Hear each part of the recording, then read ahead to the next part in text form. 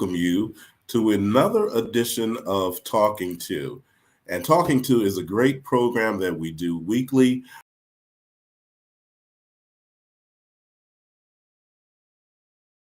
Perspectives.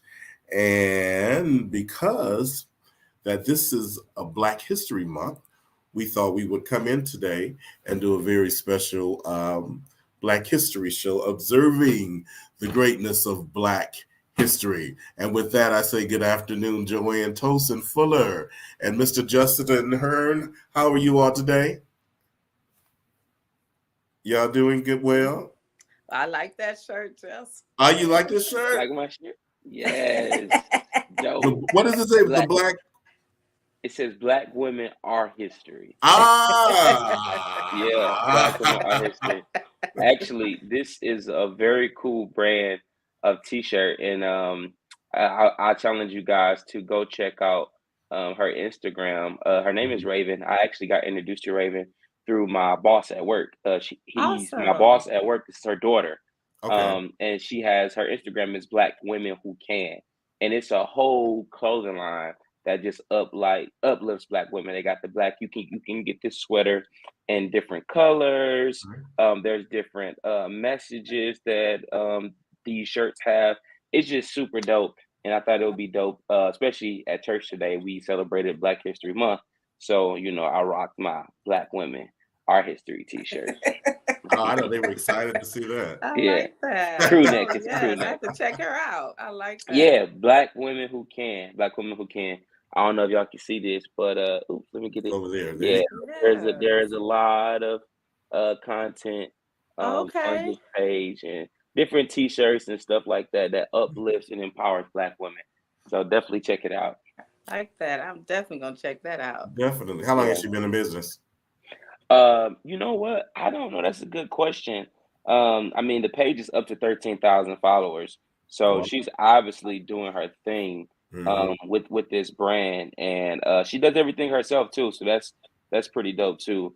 But yeah, I'm not sure how long she's been doing it, whatever, but T-shirts. And then it was so cute, so I bought my wife a shirt as well.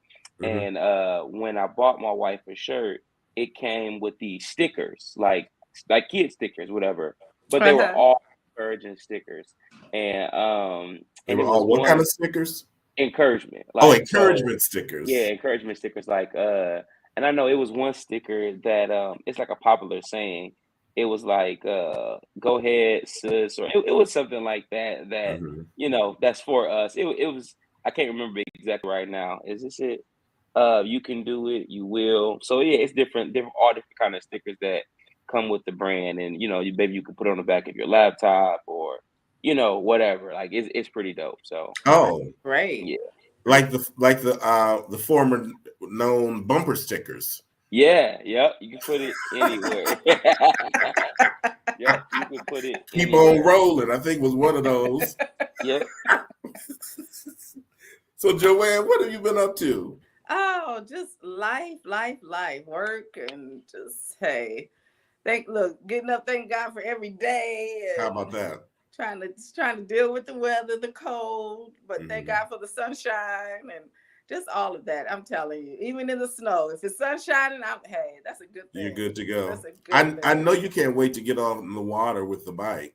Woo, I'm telling you. For your bike I'm rides. looking for spring. You ride a bike, Joanne? I sure do. Religiously.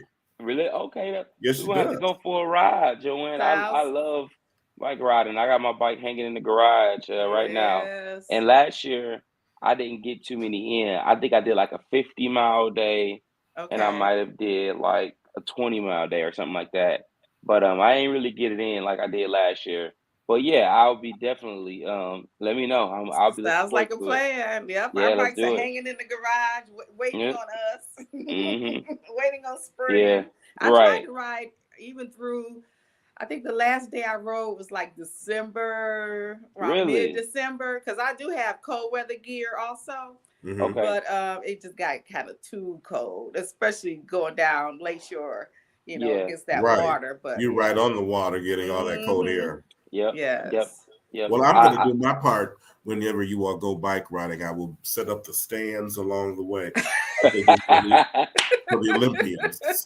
No, I'll you gotta pass it join out. us. You gotta get a bike and You join gotta us. come on and join. Look, my husband has an extra one. I think he might let you use. Oh, thank you, Ricky. Now, Joanne, did you go to Cass? Thanks for no thanks, right? Joanne, did you go to Cass Tech? No. Okay. I didn't go to high school here at all. I was in Indiana. Okay. Yeah. Yeah, I thought when you said you had your cold weather gear, Cass Tech has this bike club, and they like bike like all the time, and yeah, and a lot of them have the cold weather gear and stuff like that. So I was just wondering, like, if you were, and Oh I'm sure wow. people ride with them that didn't go to Cass, but it started out as like Right. Cass Yeah, Tech, Cass. Mm-hmm. yeah, like a bike Wow. crew, Okay. and they're all like, they're older than me, so they seem like to be Okay. like right in your age group or whatever. What you trying to So. say, Justin? No, I'm not saying anything. I'm just I'm teasing. just I was saying. like, tread softly, buddy. Walk on eggs. No, it's not a new thing. I guess what I'm saying. No, It's I'm not just like teasing. it's not a new thing. These are seasoned people who be out here All and right now. they be They're riding. So serious about it. yeah, they Mm-hmm. I serious about it love for it. I sure. do. So since we were last together, the Super Bowl. What did you all see the halftime show? Man, yes. Unfortunately, I was talking to some people, and I said, yeah, that was the best halftime show ever. And they was like, did you ever see Michael Jackson? And I was like, nah. When did Michael Jackson do the Super Bowl? It must have been before my time. And Prince, I never seen Michael Jackson or Prince do the Super Bowl, so Mm-hmm. it must have been before my time. But Okay. so I heard that those were the best, and Mm-hmm. unfortunately, maybe I can find it on YouTube. But it's the best since I've been watching football. Was the best that I've seen. What a great picture of hip hop culture. And not only was it a great picture of hip hop culture, but there was some diversity in that too, because some of the hip hop artists that were there were white, like in Mm-hmm. Eminem. Eminem. So Mm-hmm. yeah, so I Really? just thought it paid respects to the old and the new. You had Mary J. Blige, and then you Mm-hmm. had Kendrick Kendrick Lamar. Lamar. I Yeah. mean, big ups to Jay-Z and his staff for coming up with that. The NFL has given that over to him. And shout out Right. to the NFL for giving it to somebody like Jay-Z to come up with who should be on Super Bowl, how those things operate. Mm-hmm. I think it was black excellence, man. It really was. Well, one thing for sure is that it showcased a group of Black people Yeah. and in their diversity of their talents and their Yes. gifts and their creativity. Um, I know being there, you could get a better feel and a better view, because I don't know if people really saw those cars that Mm-hmm. represented, what it does in the hip hop Right. culture. But Mm-hmm. I was very pleased to see that type of talent at one time at one place. But I questioned this. Where was Ice Cube? Mm. I like Because Ice Cube. I like Yeah. Ice Cube, Yeah. and they performed his song um, without Maybe he him. couldn't make it or something. Maybe. Yeah. That's a But good you know what question. surprised me is What's that? how many people were surprised, and maybe I'm missing something, but how Mhm. many people were surprised at Dr. Dre and Could his play. piano skills? I was surprised. Were you? I I was Oh, so was surprised. too. people really didn't know that he could play the piano. I didn't know. No, I I didn't was know. unaware. Oh, Because see, I knew he could play. Did I've only you? seen him Yes. produce and like make beats, and I feel like the things that I've seen out there, it That's was what I've less than on the seen. piano. I've always Exactly. seen him behind a board or messing with an MP3 or something like that. Okay. I didn't even know that he made that. The song that he played, I didn't even know that he made that. Okay. Because I'm Yeah. thinking, where's everybody been? They didn't know that he could I play. don't know. How did you know? Okay, so I guess I'm not okay. Now that was Yeah, Okay. how an did you unknown know? Black History fact. It's just it. I mean, back then, when he was popular, I think it seems like I've seen him a few You times had to see him on on the the piano. keys. Okay. Yeah. But you know what? But then when I think about, that song with Snoop Dogg, it's the piano that's most captivating. Like when you think about the beats that when I'm thinking about the beats that he's made, it's Mm-hmm. piano that's like in it that's captivating. But in a day and age of sampling and different things like Yeah. that, I don't know. I'd be Yeah. sometimes Okay. surprised to hear a song and I'd be like, "Dog, that's a sample." Like, you know what I mean? Because sometimes, Yeah. because Yeah. because if you ask me, PJ Morton created How Deep Is Your Love. You know what I mean? Okay. Like, if you ask me, PJ Morton created that song. But I know that he didn't now. You know what I'm Right. saying? And so do the writers. Right. Right. And it's like, wow, but you man, when I heard the what's the name of the Bee Gees? When I BG. heard the Bee Gees, I was like, oh, okay. So you added some flavor to it, but you didn't create it. Like, Yeah. yeah, He put it back Right. out there in a new yeah, package. yeah, he sure did. Yes. Mhm. And Yes. did it well too. Yeah, You Mm-hmm. know? I can't say he didn't. Yeah. But I Yeah. noticed when Dr. Dre sat there and the way he sat and he poised his hands, I was like, oh, this guy's no piano. Hmm. He wasn't like he was just one finger in it. And I was like, wow. Yeah, like he knew what he was doing, right? He said one You finger Yeah. know, in it. you know, And then he teased us and then left.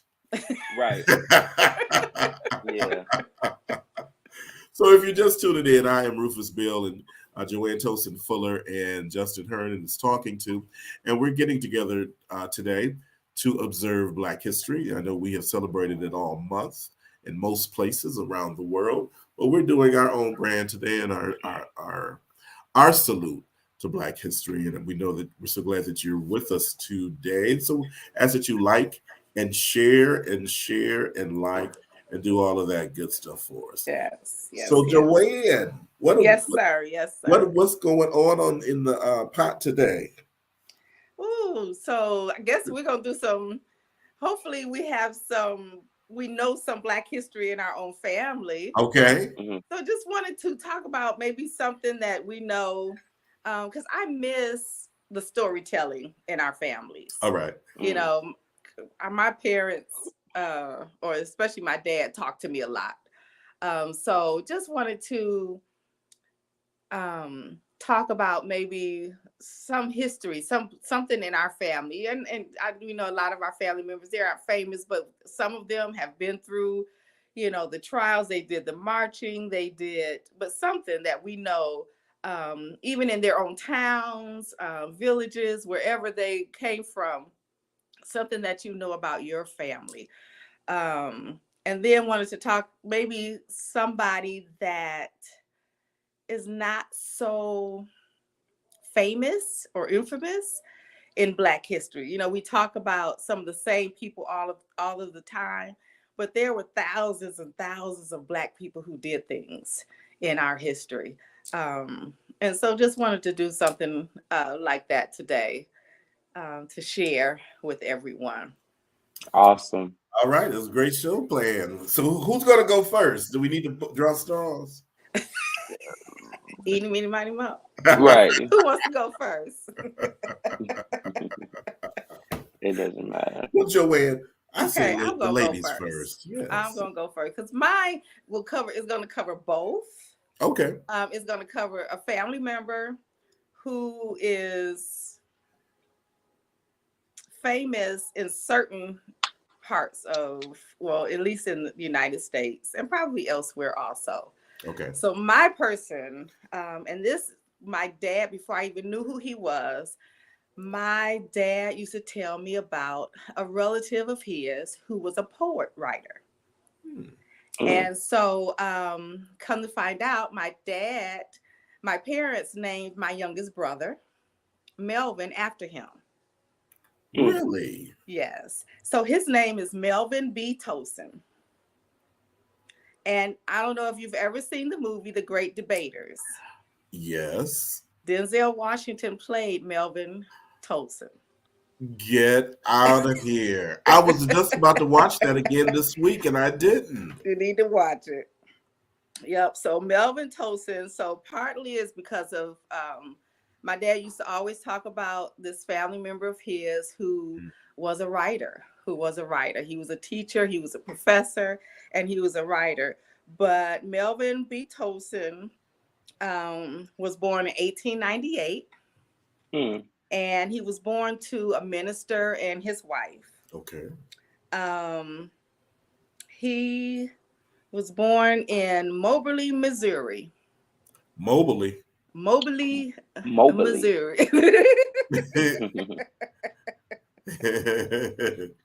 And so, as we saw in the movie, The Great Debaters, he was a teacher at Wiley College in Texas. So he kind of moved around a little bit, as a youngster. But he ended up teaching. He got his college degree, and he taught English at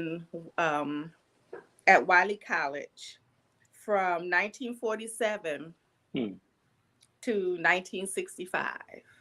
Wow.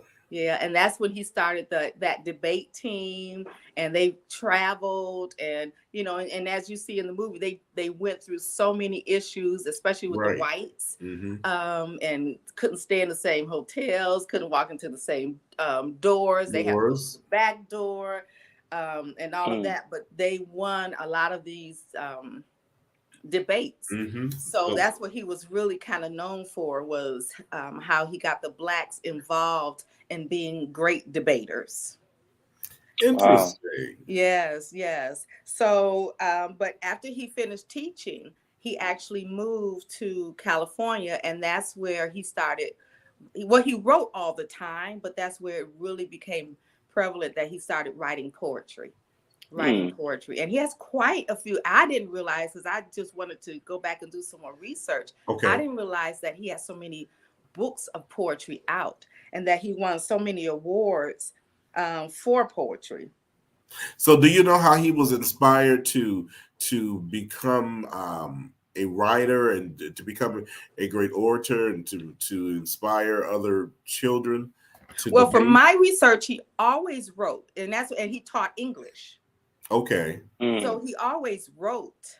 Some of the things he wrote, of course, they didn't get published until later on. But even during that time when he was teaching at the university, he was writing.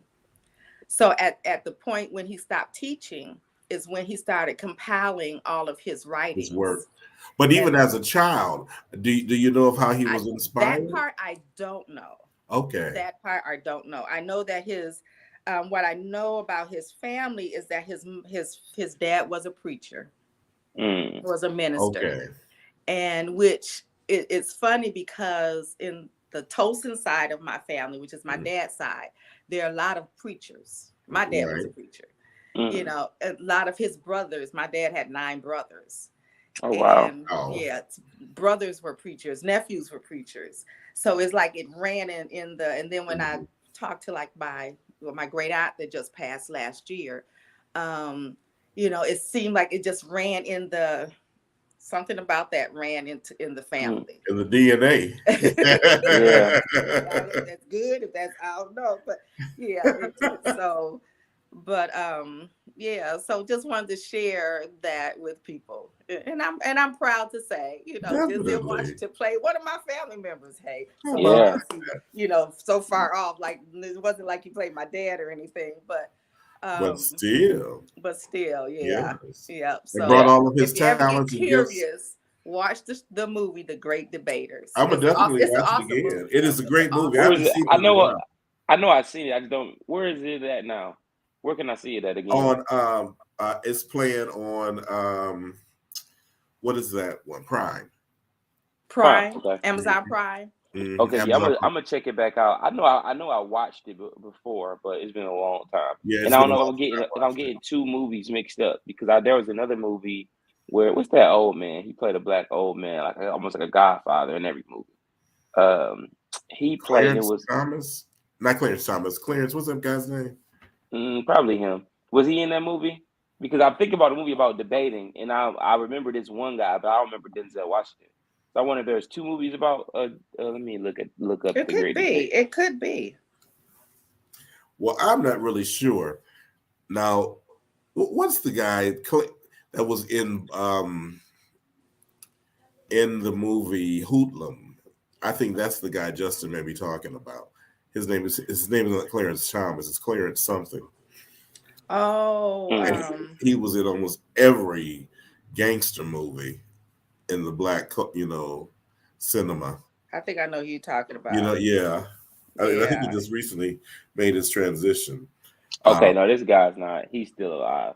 oh, he's Yeah, I'm still talking alive. about he's still alive. Yeah, I can't think of his name. I'm terrible with actors. Like I do not Not know Lawrence. actors. You're not talking about Lawrence Fishburne, are you? I think that's what I'm talking about. That's who Because you're talking Oh, I wanted to say Lawrence I Fishburne, but think I he was wasn't in the sure. movie. He's in I the think he movie. was also in the movie, if Okay, I yeah, it remember might be the right. same movie Yeah. then. Yeah. Okay, wow. Okay, I yeah, definitely have to revisit that. yeah. Mm-hmm. I think that's amazing. I think that to have that type of heritage and to say that you and especially with them doing a movie about it, like that's Yes, pretty it says a amazing. lot. Says a Yeah. Out of lot, all the people that they could select right? and to pick your uncle, Right. That's his amazing. life to portray and to make No, a mark in history. Right. You right. Right. know, that's all Yeah. right. All right. So I don't know anybody in my family that would be like Black history. At least the generations just doesn't go back far enough, or the stories have stopped being told, whatever. So I Mhm. can't say that my family, anybody in my family had a piece of history. I'm sure somewhere, if I follow roots back far enough, I'll find it.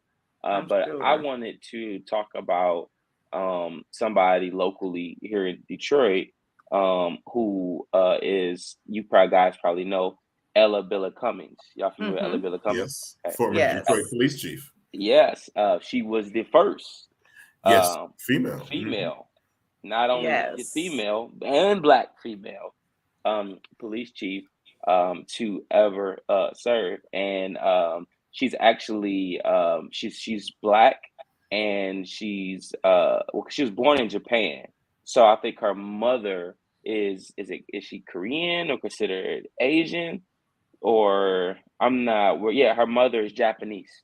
So she's Japanese. Her mother's Japanese and father is Black. Okay. But she was the first ever female to serve the city of Detroit as a police chief. And she also is a lawyer, and she still works and does business here. So let me just read this about her. Ella Billa Cummings is the former Detroit police chief, the first woman to hold the position, born in 1957 in Japan to an African American father and a Japanese mother. She moved to Detroit when she was a child and attended school in the city. She supported her family by working hard part-time jobs and encouraged a female police officer during a time when this was uncommon. That stuck with her, and Billa Cummings joined the Detroit Police Academy in 1977 at the age of 19. While on the police force, Billa Cummings received her bachelor's degree from Madonna University and her Juris Doctor degree from Michigan State University College of Law. For a brief period, she retired from the police force, pursuing the practice of law at Miller and Canfield and Padlock and Stone. She returned to the force during Kwame Kilpatrick's administration in 2002 as the first female assistant chief, with Jerry Oliver resignation in 2003. She was named the city's first female police chief in an interim capacity, becoming permanent chief of police the following year. Billy Cummings announced her retirement from the Detroit Police Department in September 4th, 2008, shortly after Mayor Kwame Kilpatrick resigned. Billy Cummings served the police force through the times of hardship of both the Detroit police and the city itself. Her first year of chiefs, she saw a reduction in violent crime, but her time as chief um, was cut short. So I just wanted to take time and honor, I'm on his tip today, Yeah, celebrating black Yes. woman. Black women. So I thought it would be dope to pick a Black woman here Yes. locally in the city of Detroit that is going to do her thing. At 19 years old, she became a Detroit police officer. She had an encounter with a police officer that left a mark on her. She came and she decided she worked her way up those ranks, later became chief, and she served the city of Detroit for a short period of time, but she served the city of Detroit for a little time period.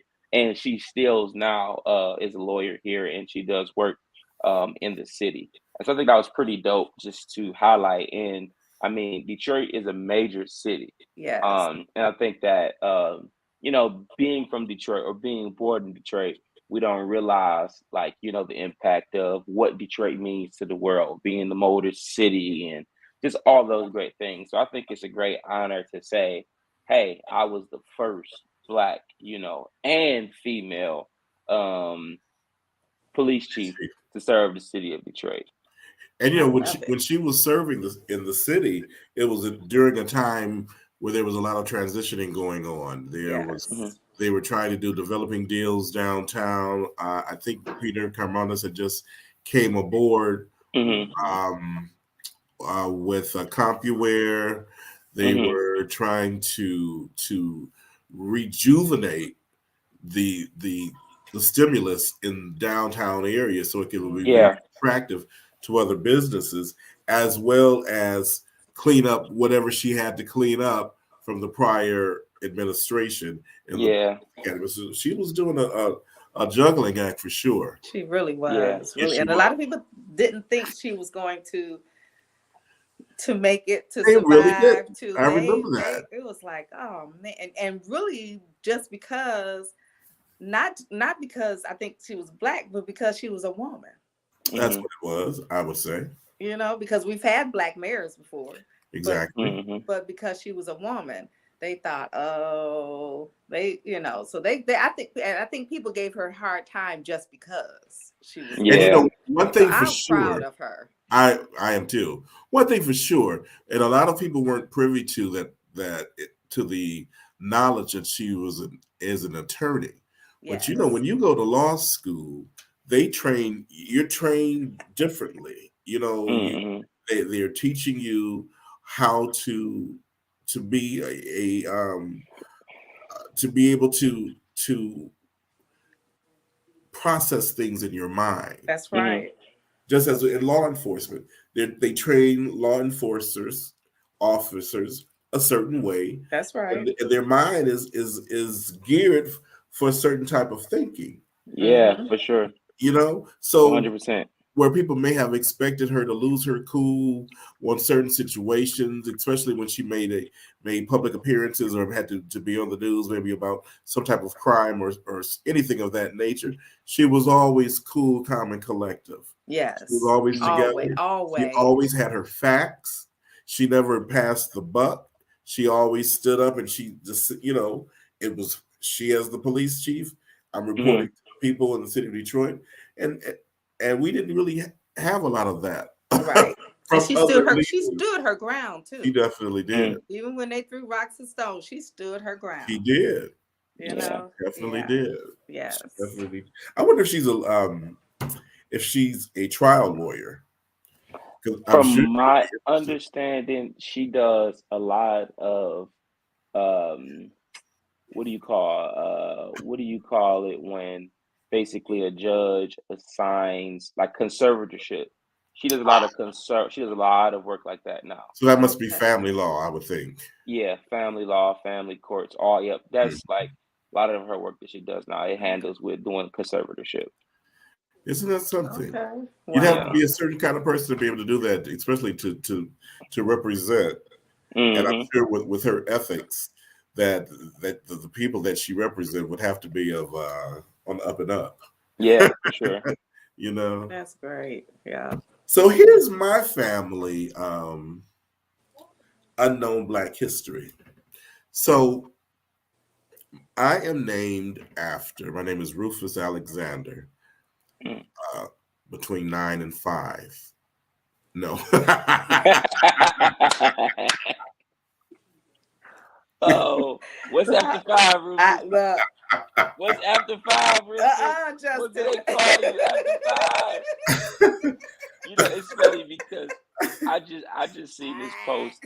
I uh-huh. just see this post of this engaged couple, Okay. and the husband, or the soon-to-be husband, posted the pictures of him and the fiance, and then she comments and she says, "This my baby," and I call him Zaddy. So Rufus, you already get it. They call you Zaddy after 5, Rufus. What they calling you after 5? Y'all, this could go really left real fast.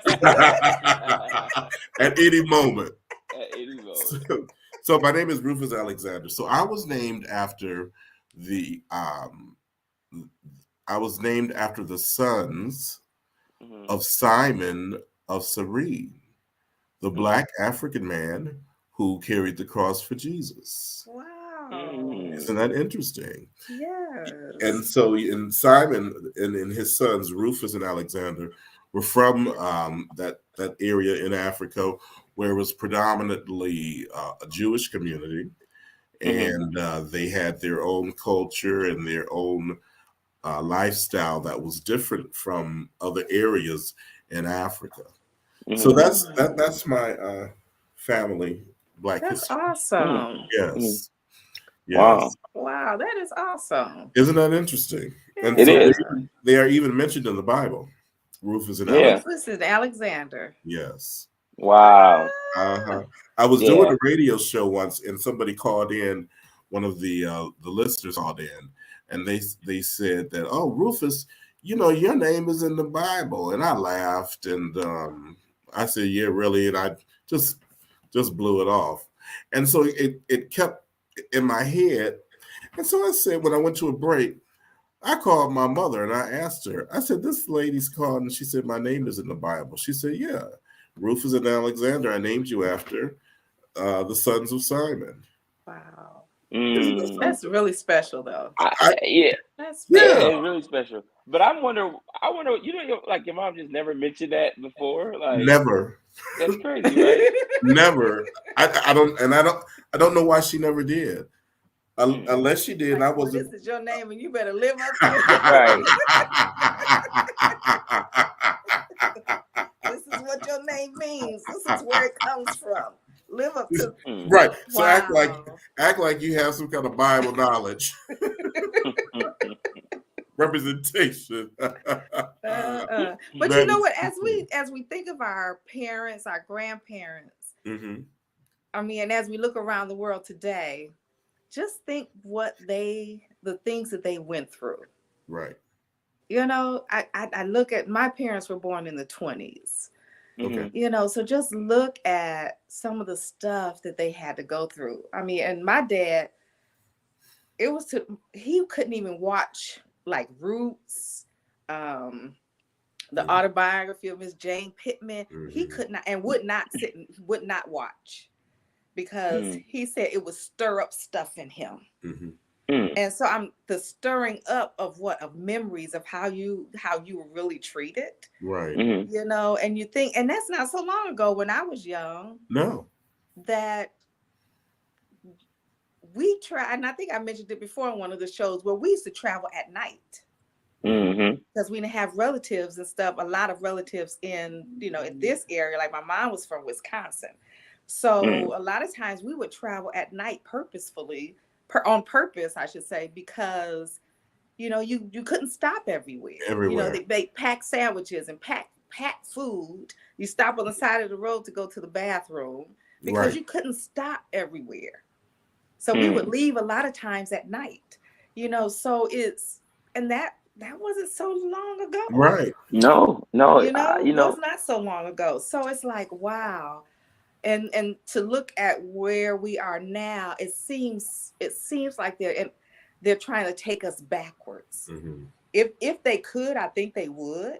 I'm sure. And when I talk to people, and even some of my older clients who, they say the same thing. Some of my clients, we were saying that this past week, that they want to take us back to the 40s and the 50s, and stuff like that. And so we, thank God we've come as far as we've come, but we have not.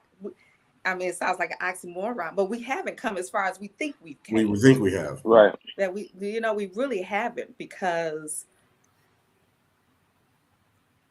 it's sad as we see. It's sad what's going Yeah. on in this world today, Mm-hmm. and especially in the Yeah. United States. I know it's everywhere, but I can only Right, speak of right especially here. home. Mm-hmm. Yeah, I think it's always interesting too that, and I've said this on the show, on a previous show too, is that if we ask ourselves like, what is black culture? I think most people would say hip hop, but hip hop was created in the '70s, and black people didn't get created in the '60s and the '70s. We were created way long before that. Mm-hmm. Right, But it's right. like people we just don't know because all of that stuff was taken from us. But Right. whenever I think about Black history, I think about how far we've come. I always think about prominent people that have died. That what would the world be like today? So I'll ask you guys a question. So I'll do two arenas. I'll do preaching and I'll do entertainment, right? Okay. So let's look at Martin Luther King. Let's look at Malcolm X. Both of them lost their lives at young ages.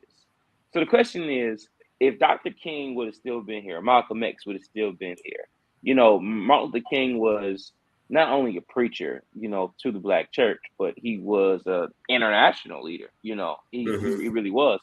But do you think that we'll still have, TD Jakes, like a TD Jakes or, I'm just trying to think of other prominent men or G.E. Patterson. And, do you think that those people would have still been as big as they were had Martin Luther King and Malcolm X still, been here? Like, what do you guys think about that? I've thought about that a lot too. Hmm. Um, I think oh that and it's hard because Because they were young. everybody has a Right. season, Hmm. and I believe that God orchestrates seasons for Hmm. folks. And even if he was here, even if they both were here, I do believe that they were the kind of people who would pass the baton. Hmm. Not that they would just sit down and sit back and relax and say, okay, I did my job, but Hmm. that they Still be active. would say, okay, it's time for you to be out front now. I'll help you behind the scenes. I'll help you as much as I can. I'll support you. But, and then that's just of Because, how I would see them. I don't know. yeah, Because because who do I we have think like, now? right, and that's my thing. Because when you look at what Dr. King and Malcolm X did, well, let's focus on Dr. King because he was a preacher. Okay. When we look at him, he was he was a pastor, right? So he had a Right. congregation and he preached, but this whole civil rights thing was still out front. I don't think we have that today, where we have a black preacher that is that active in and is the voice of black people from a civil rights standpoint and a preacher state standpoint. I believe that we've seen glimpses of this from Jamal Bryant, but we've never, what I mean, seen it like I Activism can't such yeah, as activism, right. King. Right, But we right. haven't seen that. Like there's nobody, it's almost like it's on a shelf. Like, oh, you know what I mean? Like Martin Luther King did it, it's on the shelf now. Like we celebrate it, but like so I feel like people are just straight preaching and pastoring, but we don't see that gap. And I guess that's what my heart is. And that's why, I never really saw myself as really being a pastor because I felt like being a pastor puts me into one arena when I see myself as somebody that's for the world, somebody that's for, what I mean, not a church on a corner, but for a whole community. You know what Gotcha. I mean? And so Mm-hmm. like, I struggle with that identity piece, whatever, is because, I want to preach and help people get saved and delivered, but I also want to help fight for equal rights for people, Yes. as well. And today Yes. we don't see that. Like, what I'm saying? Like, we got Dr. Wendell Anthony that I feel like anytime something comes up or somebody needs to speak on it, he steps up and he speaks to it. You know Right. what I mean? Right. But anybody, and it's not throwing any shade at him or anything, but anybody No, can speak to anything. But where is that activist that's out here on the grind? Like we just don't see that no we more. don't see it. Where Well, see, we don't. Go ahead. one of the problems, I should say, one of the behaviors that occurred was after the presence of Dr. King and a Malcolm X that Hmm. just shook the entire world, Mm-hmm. Mm-hmm. corporations thought about that and said, well, that could happen again. So let us create certain departments. And Mm-hmm. Mm-hmm. what we will do is we will invest in certain interests of certain African Americans so that that interest that we present with them will keep them at a certain level in terms Accepted. of not being very outspoken or very upfront about what's going on. And I'm not saying that it's a bribe, but it is I scratch your hand, you scratch mine. I'm not going to say all corporations, but there was a lot of things that occurred after or the civil rights movement. You had the affirmative action piece. Uh, Mm-hmm. they they let women have a voice and become active in the workplace. So there were a lot of things that happened after that prevented someone else rising up. Even Al Sharpton, and now he's still pretty strong, Mm-hmm. but Al gets those nice little checks, not to not to Not to stir the pot. not to stir the pot. And let me Not to get let me too say loud. allegedly, but right, you Mm-hmm. go and you be an activist, keep it to a certain level. Don't cause a whole big stir. Mm-hmm. Right. So this may be why. But this pandemic has come about and put everybody on a playing field, a level playing field. And so, Right. Mm-hmm. Justin, if that is the mission that you have, that Hey. for you, then you can be the change that people will need to see. And Yeah. do you think, just a question, do you think, and I do understand that they were greasing palms, Mm-hmm. but do you think that part of it was because okay, well, we've given you that, so I need you to just settle for what we gave you and just, sit down and be quiet for a minute. Mm-hmm. And then the people thought that they got so much, Right. because now basically you can go to whatever school you want to go to, practically. Mm-hmm. You can live almost where you want to live. You can travel, you can do what you want to do. And so now it's like people think we've made it. Mm-hmm. Yeah. And so but we really haven't made it. And I mean, it's showing you today we really haven't made it as far as we thought we did. Mm-hmm. And so do you Yeah. think that's part of the issue too? Because people are not, even when it just One. comes to something to me as simple as voting, we don't, Mm-hmm. Right. as We Black people, we don't We do it. don't We vote. don't get oh, it. We Yeah. don't get it. I think that a word that is a double-edged sword is mhm, contentment. In some cases, it's good to be content. It's good Right. to be okay and be comfortable with here and now. Right. mhm, And I think that, but the double-edged sword is you can become too comfortable in here and now that you don't get what all you got for you, you know. mhm, And so I think that, those things, affirmative action, all those things were wonderful things in place, but somebody decided that the fight was over at that point. And to me, the fight had just begun. yes, we go. Right. You know Mhm, what I mean? Yes. But money and greeds in pockets, man. At the end of the day, whoever you are, whoever you are, I need money to take care of my family. Right. All the love for my wife is not gonna put new shoes on her feet. It's not gonna put food on her table. uh-uh, It's not gonna do it. And Right. so I think that to some capacities, we've as a culture sold out to this is enough. This is enough. And now, fast forward, 20, 30 years later, and we see that the police brutality and the killing of innocent black men and so we've moved past it that we could go to school, we want to go to school, but white people still scared of black people or think that we're all demonized and they got to be handled this old way. That's because it was more to it, and I think we're seeing Yes. that now. And so my hope is that, that we'll pick up the ball and run with it now. And I'm Mhm. trying to find my place in that. I definitely want to be strategic, with decisions like that. Mm-hmm. So I'm just saying, I guess pray for me as the Lord shows me how and shows me my place, because I want to be in God's will. You know what I mean? I don't want to just And be there's a be difference, be, be yes. doing something, or saying something to be doing, or saying something, whatever. But I really want to be in the will of God. But I think that, the ball has to be picked up, and I think that we got so much far to go. You know what I Well, mean? well, there was a part, and we can't ignore it. Is when the era came in with crack cocaine, Mm-hmm. as people were becoming elevated and working, and I think that might have been coming out with around the time when there were more college graduates for Black people. Mm-hmm.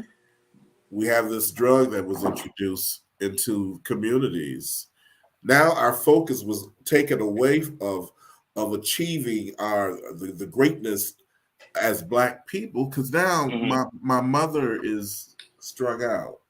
Now we got to Yeah. shift the focus here to try to save the family or try to save mama, and all of that took a lot of time. So Yeah. we were distracted, and Yeah. so then it took brother 5 years, 10 years to get himself together, 15 years. So while other generations were coming up as their children were growing. So Hmm. they didn't get the rah rah, let's stand up, let's fight for our rights. Oh Hmm. my God, my daddy is a crackhead.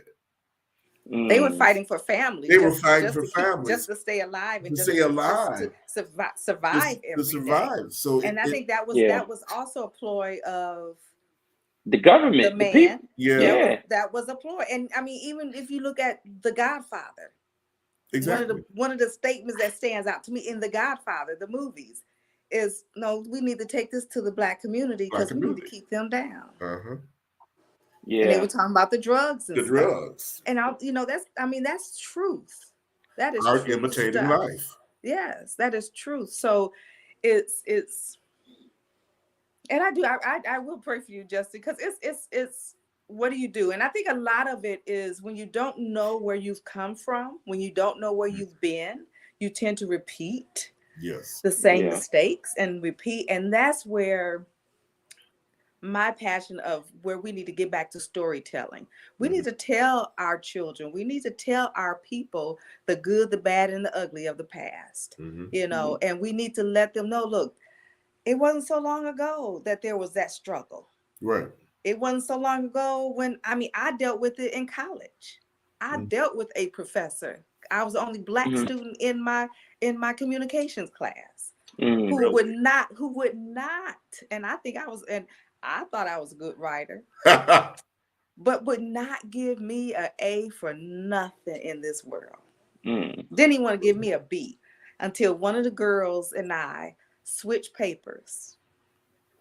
No, Yes. not the Parent Trap.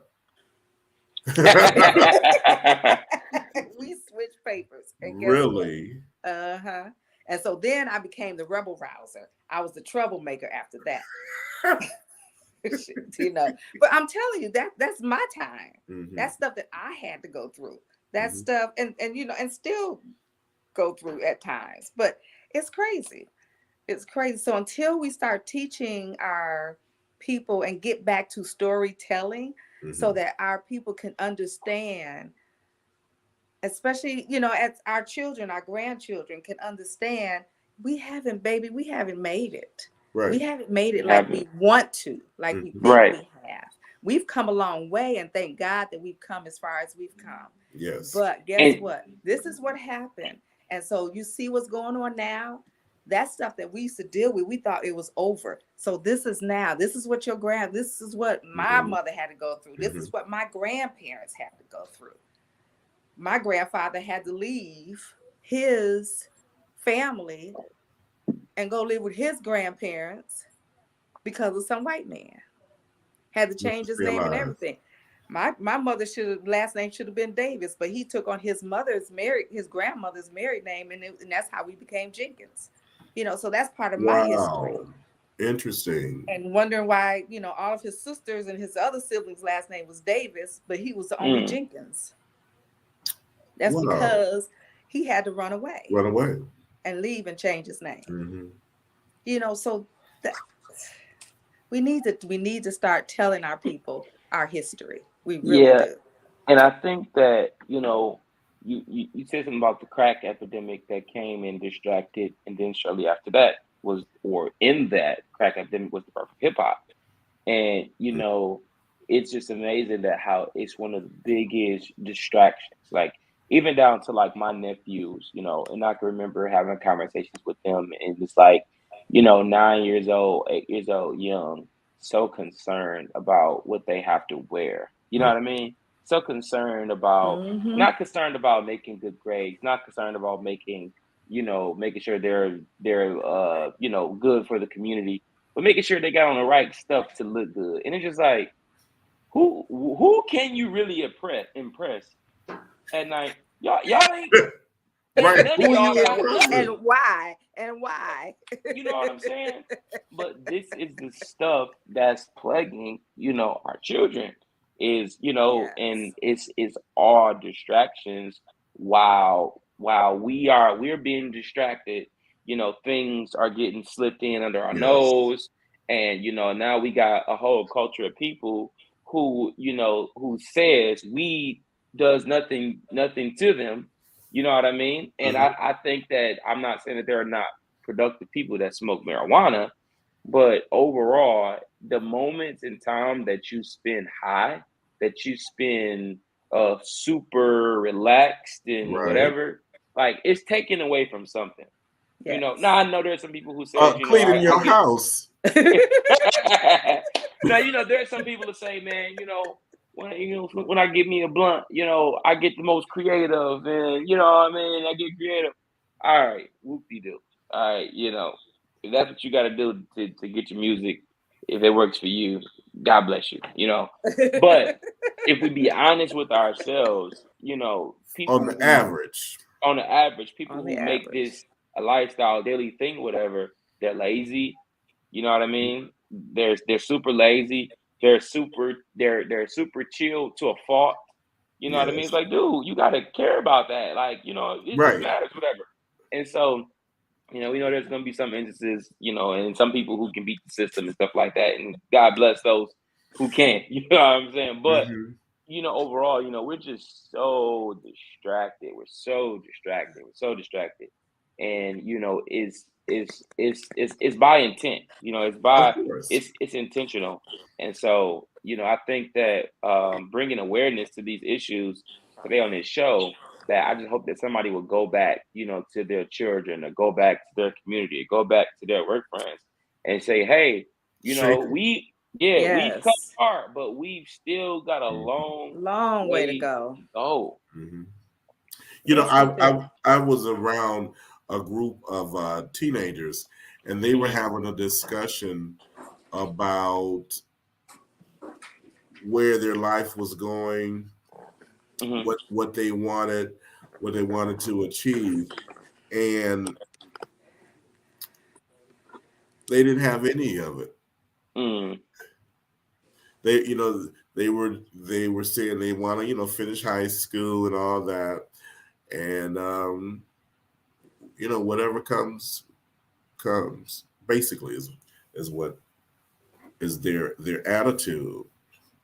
Now you're thinking 16, 17-year-olds not even put their foot in the door of anything of their own life, really, because they've been under their parents' house or grandparents' house, that have no idea, but they had this. Right, the camera. I mean, they had this. They had the latest ones, but no plan for. I want to get a job so that I can go to school, or I want to get a job so I can buy my first car. Well, they probably have, because their parents probably have bought them. But no ambition. Hmm. That's No ambition. no ambition. No goals, no No desires for the goals. future. You know, it's a lot of them, and not all of them, but a lot of them live from day to day, Yes, they do. from day to day.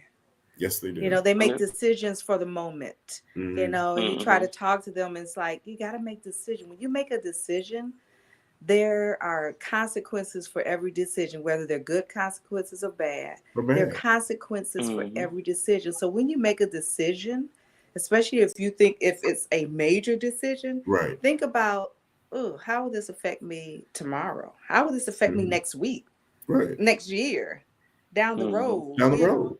And so we find that a lot, and it's not just young people though either. It's just people in general seem to Hmm. not have dreams and aspirations anymore. Hmm. And we're supposed to be constantly, especially as Black people, Evolving. evolving and getting to our higher good and presenting our Yes. very best and Yes. learning and moving and growing and learning and moving and growing and being elevated. And that that's the design, Yep. Yes. I you look at know? my dad. My dad was 81. He just finished a psychology degree. Get out of I here. mean, after all his other degrees. And I didn't know this really until after he passed. He didn't tell us. I mean, I knew he was Mm. always studying, always doing something. But When that I'm was going through his normal. paperwork, and he had just finished a I'm Wow. looking at it and I'm like, wow, looking at his grades and everything. Hmm. He had just finished a psychology degree and he was 81. But that's, to Mm. me, that's constantly growing and It constantly wanting is to learn and wanting to, to know grow. and understand. And I mean, it's sad when you feel like this is all you have, Right. when you feel Yeah. like this is as far as I can go. Hmm. It's, to me, that's sad. It's sad. I don't know. It will take a Justin or a Mm-hmm. Mary or Yes. a Carolyn. I don't know what the millennial names are, but it's going to take somebody with some kind of passion and some kind of nerve, Mm-hmm. and that's to want to take a risk, Yeah. in changing something and Yeah. making something better, uh, leaving it in a better condition than they found it, changing the consciousness of your mind. And you know what? That in itself it is a feat. When you Yeah. For sure. change the way you think Yes. and the way that you interact first with yourself and then with Yeah. others. Because if you don't sell yourself on yourself, you definitely can't sell anyone else on changing conditions and situations and surroundings. That's so true. Yeah. So Mhm. true. Yeah. And I think that, as I think about this conversation, I think the thing that rings out to me is just integrity. Especially for anybody that's, willing to take on this walk to put themselves, out there to stand up, for causes. I truly believe that the cause today is for more than just Black people, but it's for all people. For, Mhm. we're all experiencing, um, demise. We're all experiencing the systematic approach because, whether we like it or not, if you want to be real, system, especially the American system, is made for rich people. You know what I mean? Mhm. There's poor white people too. There's poor Mhm. Yes. Black people. There's poor Asian people, and that has to be changed. That needs to be changed. There's a number of things that need to happen to help try to make this place, a better place.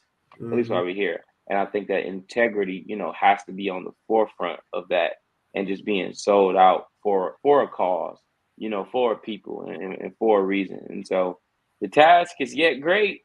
It's yet It's Yes, it great. great. is. I mean, even when you look at the things like them trying to take Black history out of schools, trying to take the Right. books off Mhm. shelves, Black history books off shelves, trying to, now what is it? Arizona, Texas, or both, who now the parents can decide, I don't want, my child to learn Black history. So they all they have to do is sign a piece of paper. and not be saying aware. that their child can't learn, does not have to be in the class when they're teaching Black history. When we know that the history that they teach us is to me It's not 80, true. 90% lies right anyway. What they anyway. want us to believe. It's what they want us to believe. They're Like lies Christopher anyway. Columbus founded So America, right? how you Right. discover somewhere that somebody already lived? Already It's had. just already And there, we're living there. And then but you the discovered who it. was that? The Pocahontas and John John Smith. Smith. Mhm. That was not a love story. Right. That was truly not a love No. story. John Smith killed Pocahontas' dad, married Pocahontas because he wanted Pocahontas' dad's money, because Pocahontas' dad was rich. And he Yes. wanted the money. So he married Pocahontas, killed the dad, and then got rid of Pocahontas. We got rid of yes. So and now he's wealthy because now everything was left to him. That was not a love story. No. So it's the fear of them not wanting people to know the truth. And it's all about insecurity. It's all about, and every white person, or it's not a bad person. I do understand. And we get that. But the fear of them not wanting to know the truth. We invented everything because we were the ones doing the work. Yeah. So we invented things to make our jobs easier. But because it was illegal for us to have patents, like George Washington Carver said, he sold his patents. Every time he invented something, he sold it to the white man so that he can have at least a little bit of money to keep creating. Because it was illegal for a black person to own a patent. So they took our patents, made it for themselves, and made the wealth. Yeah. But that's what they're afraid of, is the truth coming out. And if we don't realize that slavery was a mental game also, and they're still playing that mental game on us. Yeah. It's sad. It is very sad. It is very sad. Well, I think that this has been a great show, and we've rocked it as usual. Black women are history. How about that? And I would like to say happy birthday to my friend Fifi. Fifi, happy birthday, Fifi! Happy birthday, Fifi! Now she I'm gonna talk about her. She said she kept missing the show, and as soon as our last day, she was watching the show, and so the very next week she called me. She said, "Where are you all?" I said, "We're not on right now. We won't return until April 18th." She says, "Well, I'm all into the show now." I said, "Obviously you're not, because we said we weren't going to be there on the 18th until the 18th." Luckily, we got the replay. We got the replays. Right, exactly. So happy birthday to her. Fifi. And also, congratulations to my dear friend, Pastor Pamela Johnson, and she's celebrating her second pastoral anniversary during the month of March. And their church is going to have them a big shindig on the end of the month where they're going to celebrate and honor her. Awesome. And so congratulations to you. Yeah. And with that, everybody, anything else you all want to add? I can't wait till we get together, the three of us, for real. I know. Yeah. Let's do it. Let's do it. We're going to make that happen. We're going to make that happen. We're going to definitely make that happen. Well, everybody, we want to thank you all so much for joining in to Talking To. We look forward to being back with you on April 18th, and we'll have 12 more weeks of great content. And Joanne and Justin and Rufus. And good night and good evening to the three of you, to the two of you. Counting my picture. Peace. Have a great one. Blessings.